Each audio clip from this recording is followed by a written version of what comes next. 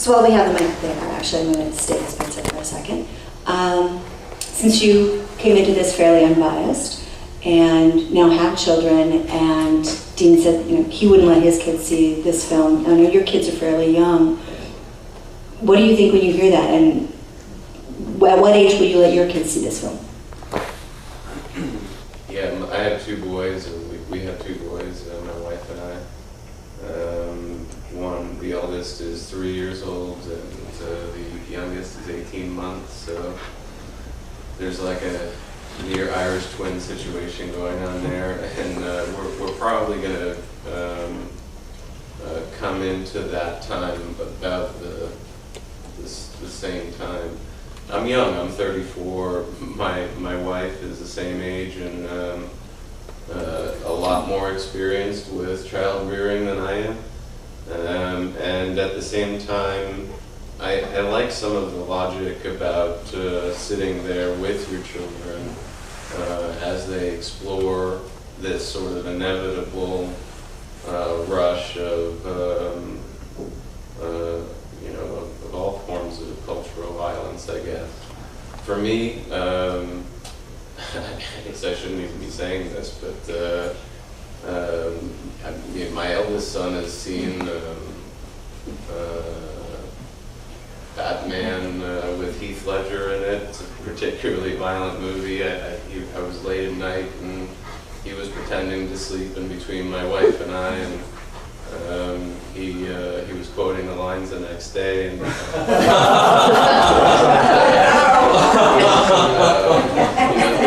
these are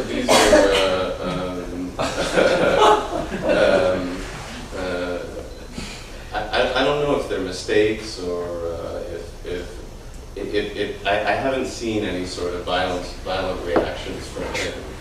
But as I said, I'm young and I'm learning these things as I go along. I did spend a lot of time thinking about this issue, just as you might think in a dark room editing and all of that.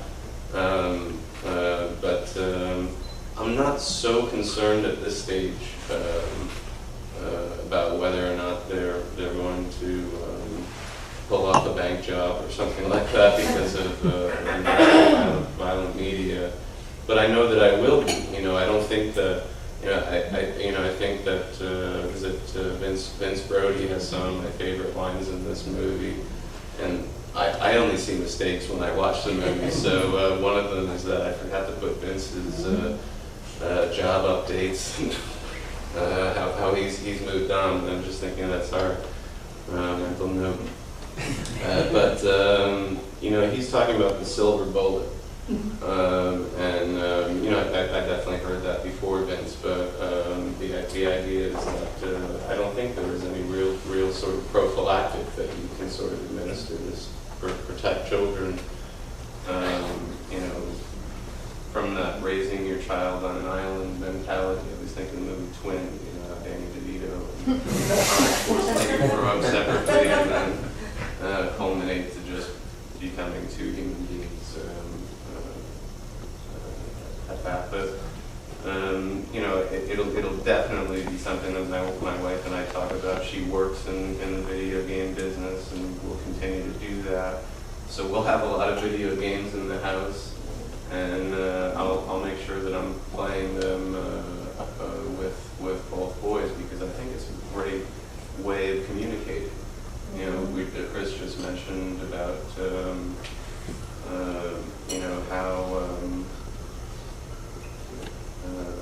I forgot what Chris just mentioned, but the idea is that it's really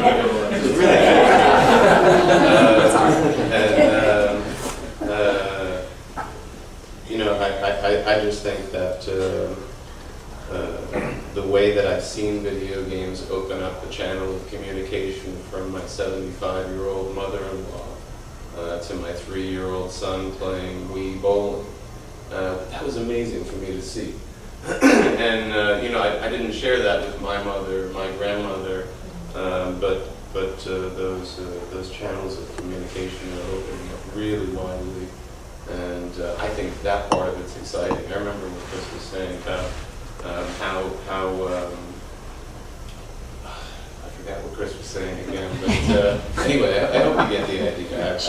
I don't think that I'll be playing violent video games with my kids at any time soon, because I have a mother who's really not going to be too happy with me if that goes on. You know, anyway, there's societal pressure. But at the same time, you know, I would make sure that I'm sitting there next to him if we do go to the neighbor's house and play it. I want to explain to him what his reactions are all about. If I can give just a little bit of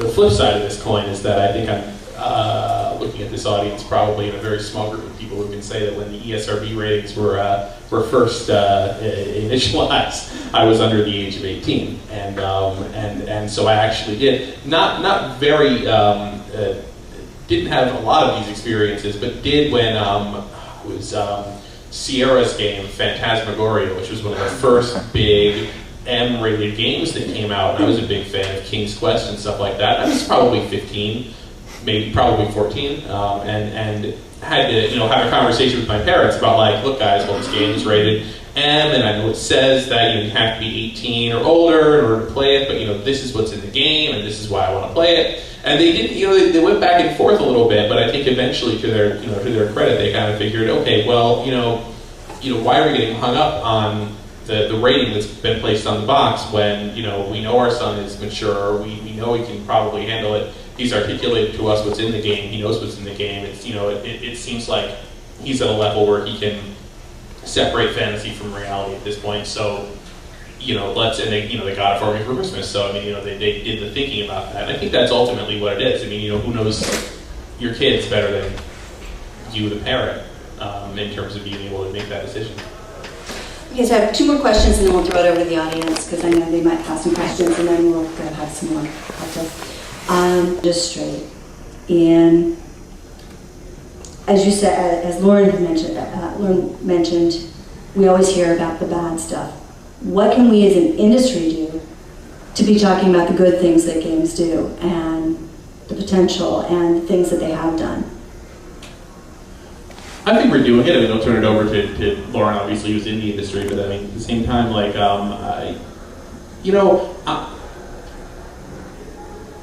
based on that topic, I want to see a little bit less, I guess, infighting. Like, I just, I don't want to give the impression that I'm not one of these godless First Amendment absolutists that Jack Thompson hates so much, because I really am.